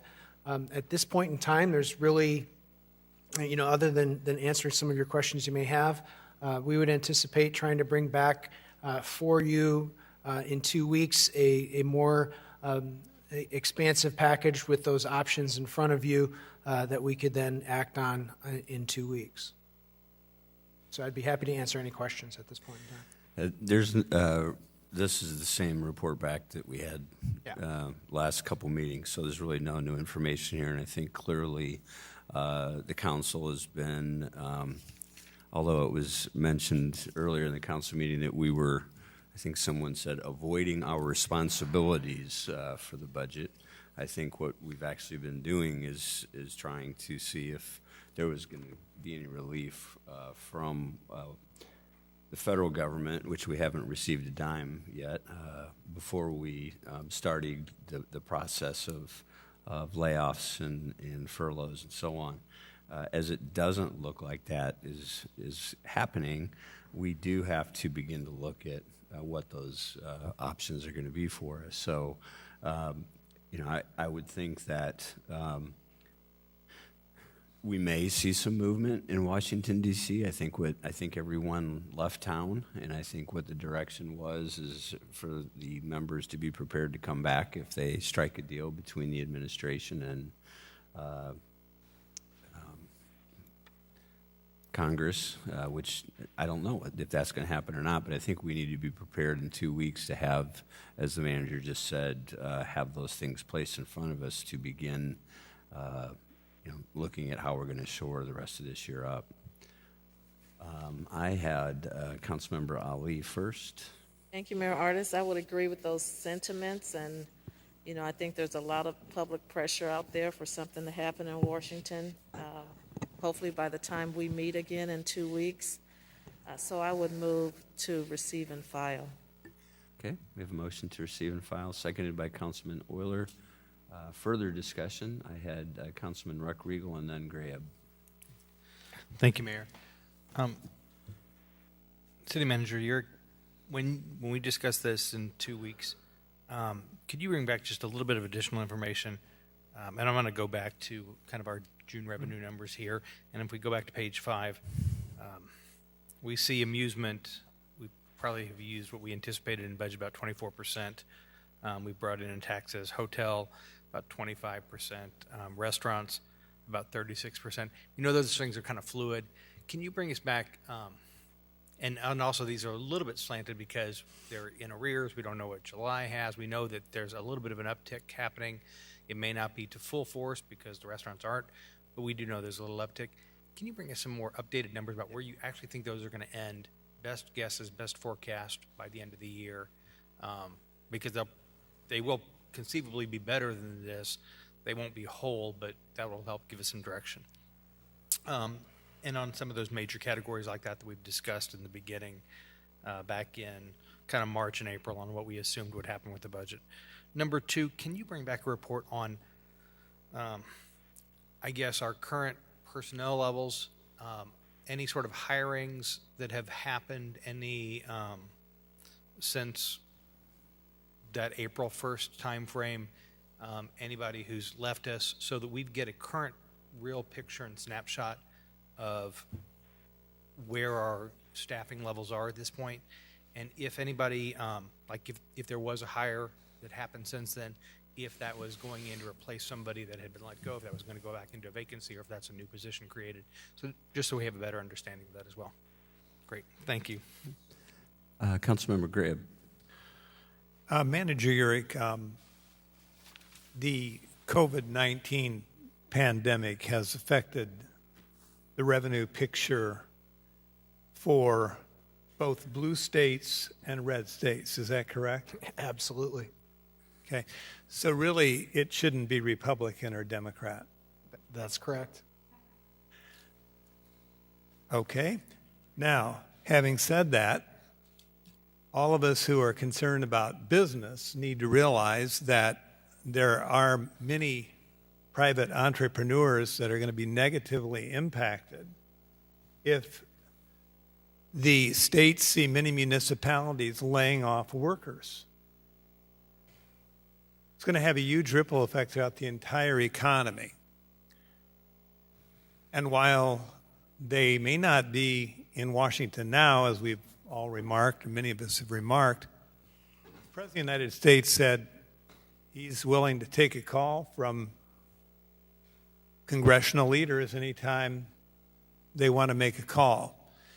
And all of us are political animal enough to know that the election is going to be the first Tuesday in November. So I think, Manager, honestly, I think that it is very wise. I think the council is wise to see what happens over the next 2 weeks. If in 2 weeks we don't see some movement, then we're going to have to start making some decisions. And it'll be tragic, I think, because no matter how we slice it and dice it, we're going to have to make painful cuts. But the last thing we want to do is create any more pain than we have to for the people in our community. And I'm sure the responsible city council members all across the country, whether it's a city in a blue state or a red state, feel the same way. And so I think this deferral is very much in order, Mayor. Thank you. Anyone else on this item? Okay, we have a motion to defer this for 2 weeks in a second. Please cast your ballots. Councilmember Montalongo, I vote in the affirmative. and you have 10 people following your lead on that. That motion passes unanimously. Madam Clerk. If there's no further unfinished business, Any unfinished business that we didn't get to tonight? Unfinished? then we would be at new business. New business to come before the council. New business, Councilmember Moore. Thank you, Mr. Mayor. This is a year that has been designated for us to complete our census. And if you've been paying attention, you know that the census has been cut short for about a month. And so instead of it coming to a close at the end of October, it's scheduled to come to a close at the end of September. Unfortunately, those that are hard to count are always going to be the ones left out. And the hard to count population are oftentimes those who are relying upon our city, whereas the CDBG funds are concerned. And it is my understanding, based upon the census count, it determines how much federal monies come to the city of Peoria. And so in talking with Norris Watson, who is managing this process through PCCEO, he indicated that he returned from a meeting last week, I think it was, where it indicated only 40% of minorities had been counted thus far. And when you have a district like mine, that's very distressing. And so we were talking and trying to brainstorm what can we do to get those numbers. And what we decided was that we would see if there would be volunteers in the community who would want to give up 2 hours on a Saturday to help with the census count. And we are working out the logistics of that. If you are out there and would like to help with the census count, the date that we are tentatively looking at, and I will confirm this in 2 weeks on November 24th, when our next meeting is it the 24th? Thank you. It's 25th. I would confirm that the 25th, but we would like to put a call out to the community. And we're going to start in 61605. And we'd like as many people as would want to volunteer to meet us at PCCEO on 711 West McBean on Saturday, September 12th. And we're going to send everybody out. We're going to see if we can get as many people counted as possible. And once that process is over, Norris has indicated if it's as successful as he thinks it will be, then perhaps do it again the following Saturday. And maybe, because this was my idea, we start in the North Valley. Mm-hmm. So we go downtown north, and right now we're talking about just all of the 61605 during the day, following all the census guidelines, socially distant, with your mask, you're knocking on people's doors and stepping back, and when they come to the door, introducing yourself with your mask on and simply asking the very simple questions that are on the census, and perhaps giving them a mask, and people in their house if they don't have masks. This is too important. We talk about everything being local. Well, you can't get more local than counting folks to have them involved in bringing funds to our community. The easiest way people can bring funds to our community and help us to not have to, add fees and fines and taxes and all that kind of, those kinds of things, is to if you could just volunteer 2 hours of your day on Saturday, September 12th, if you are interested. Norris Watson, his email address is nwatson@pcceo.org. I want to crush his email account. I want to have him have so many people come to him and say they want to help. Already last week, we had some young people, 2 weeks ago, we had some young people come here and talk to us about what we're not doing around the council. That was the next generation. They've already stepped up to volunteer.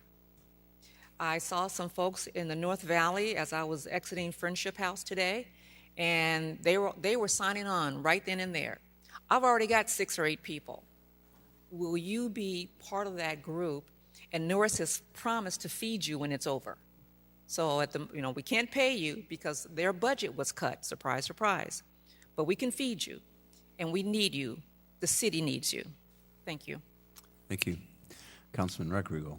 Hey, thank you, Mayor. Teed it up for you. Yeah. You don't ask for a better tee up than that at all, because, and I think it's worth echoing because of the importance of the census to actually have this mentioned a couple of times tonight and every day until that September 30th. And I think Councilwoman Moore hit exactly right. A date that we need to really keep in our mind is September 30th. The date has been moved up, and on that date, your ability to go online, your ability to answer the census by phone, the date that somebody's going to knock on your door, that's the last day. And so we've got 30 less days in this census, and this is so, so important. Nationally right now, we've got about a 62, as of today at 5 o'clock, a 62.1% response rate. Illinois is above that at 68.3. But Peoria, we're a little bit above the national, but we are nowhere in the finish line. We are at 65.4 as a city. And we've got some hard-to-count tracks that we really need to make for sure that we are knocking on doors, making sure that everybody has filled out the census, making sure that we're not forgetting about making sure that each and every person who calls our community home is represented. And that's really what this is about. And I would make a call out that all throughout our city, we've got people who have not been counted yet. And we need to, as we're going around, everybody you talk to, ask them the question, have you filled out the census?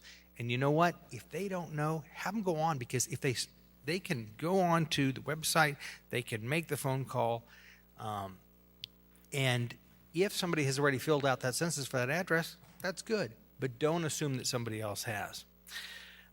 It's easy. 2020census.gov will immediately take you to it. We've had some questions about, but I lost that sheet that was originally mailed to us. You don't need that.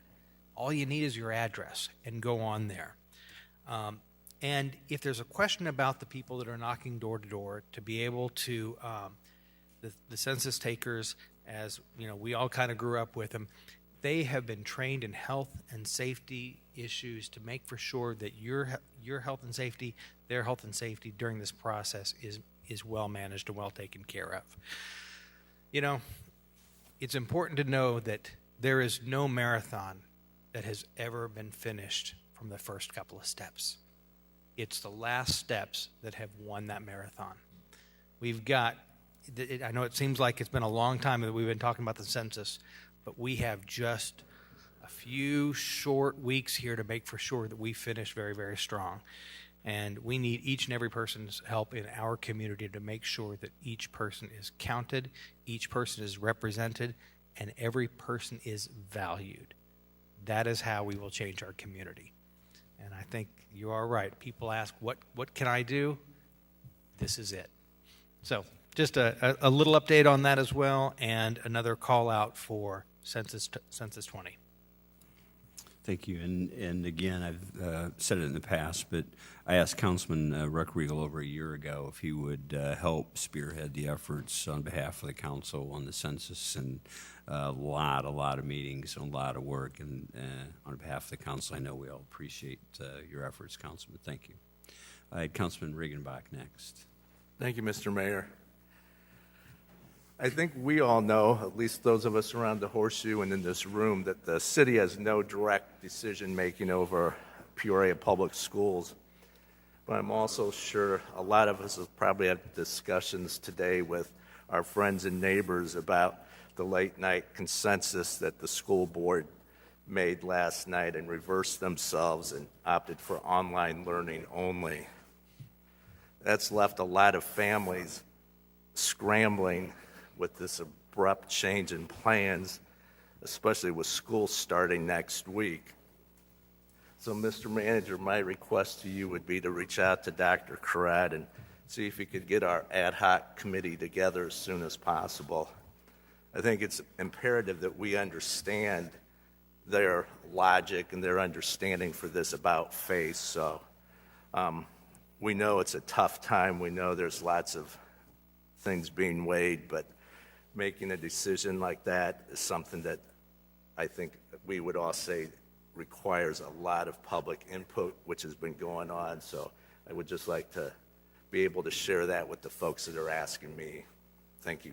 Okay, thank you. I had Councilmember Kelly next. Thank you, Mr. Mayor. I'm going to announce something you've all been waiting for with bated breath, and that is that next week we get to see tax abatement in our older neighborhoods on our agenda.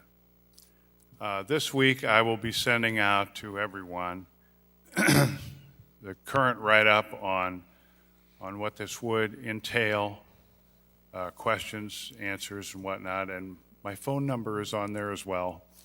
So please call if you have questions. I'll be working with the manager in putting together what needs to be put together. This is a multi-stage process.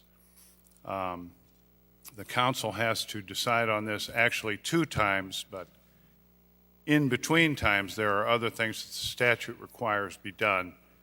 So we're not looking at, the earliest it could happen is if we give a green light in 2 weeks, we would be looking at a minimum 55 days later that maybe we could have an ordinance.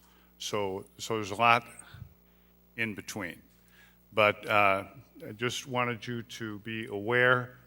We were supposed to wait until August, so I think it's August.